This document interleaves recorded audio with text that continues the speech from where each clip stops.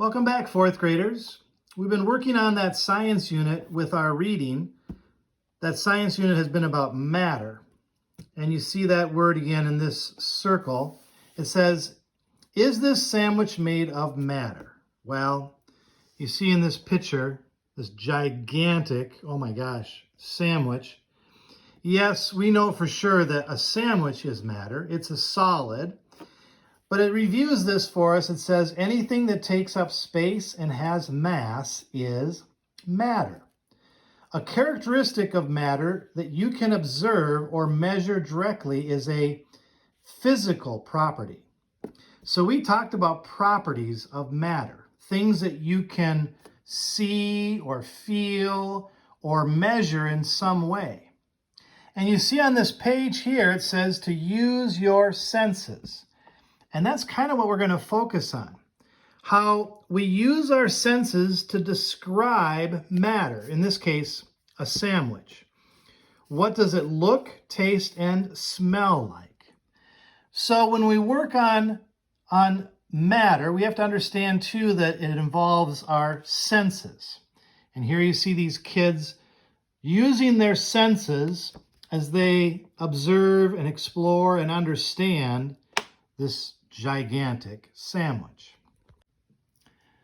So these kids are using their senses to understand matter. You see it starts off here, feel, our sense of touch. The bread feels soft. The dressing may feel oily. Salt and pepper feel grainy.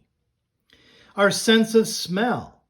You may smell mustard or onion or pepper. You may even smell the fresh bread. So we use our sense of smell to understand matter.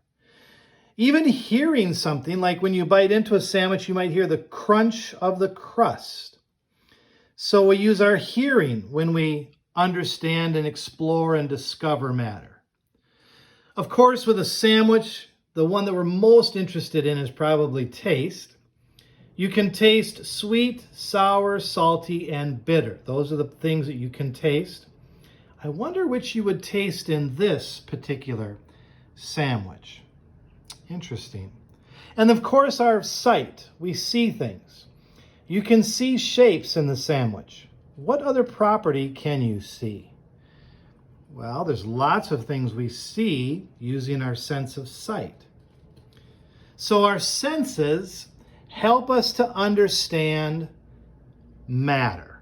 Matter is anything that takes up space and has mass. So at the bottom of our notebook, one final thing for us to add in, you can see Honey Rose put this in at the bottom of her notes.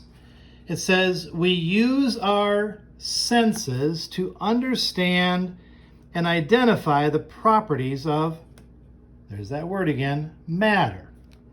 So our sense of sight, our hearing, the sense of touch, smell, and taste. So one more thing for us to add in to our notes in our readers' notebooks. So now that we've taken some notes about our senses, I want us to look at a quick article here about the sense of smell. When you think about the sense of smell, what animal would be better than this when it comes to their sense of smell? At least that's the way it would seem because of how large this particular animal's snout is. Its nose, it's in this case an elephant's trunk, we call it. So let's read about it. It says, scientists discover that an elephant's sense of smell is even better than they thought. Here's a caption that goes along with that picture. An elephant's trunk can be up to 7 feet long. Elephants use their trunks for everything from bathing to lifting branches. It says, an elephant's trunk is the world's longest nose.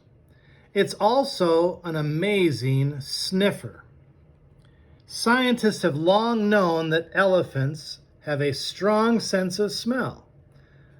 The giant mammal can use their trunks to find food and water from several miles away. But a recent study showed that elephants can also sniff out slight differences between foods that smell almost exactly the same. To find this out, scientists in South Africa set up a 21-foot-long maze. One path led to a food that elephants like, such as leaves from a wild pear tree. The other led to a food that they don't like so much, such as wild olive leaves. The elephant chose the path that led to the food they like almost every time. Melissa Schmitz led the study, and she says the human nose doesn't come close to an elephant's. Elephants can tell the difference between smells that we as humans can't even detect, says Schmidt. Well, Honey Rose wants to do an experiment using her sense of smell.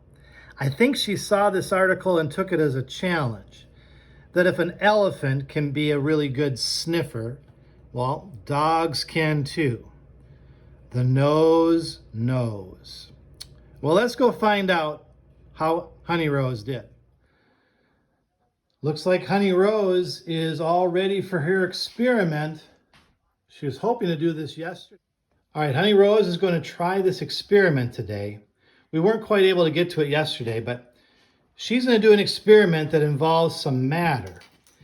And we'll see what she does for using some of her senses. You ready for this, Honey Rose? So we're going to make our prediction. Which one do you think she's going to go for first? The milk bone, the Christmas tree cookie, the saltine crackers, the donut that's really a chew toy, or the peanut butter? Using her sense of smell, because remember, she's blindfolded, I wonder which one she's going to go after first, even though she probably is interested in all of them. All right, make your prediction. Okay, here she goes. I'm going to put these a little bit closer to her. See which one she goes to first. Oh, she went after the peanut butter. I knew it. That was my prediction. I wonder what she's going to go after next. Oh, she went for the Christmas cookie second. Wonder what she's going to go after third. Oh boy. Oh boy. Oh, the saltine crackers. The saltine crackers. Oh, and then she went right for the milk bone. Oh my goodness, Honey Rose. What a feast you just had. And maybe that's how you predicted it too. Well, I hope Honey Rose doesn't get a stomach ache from that.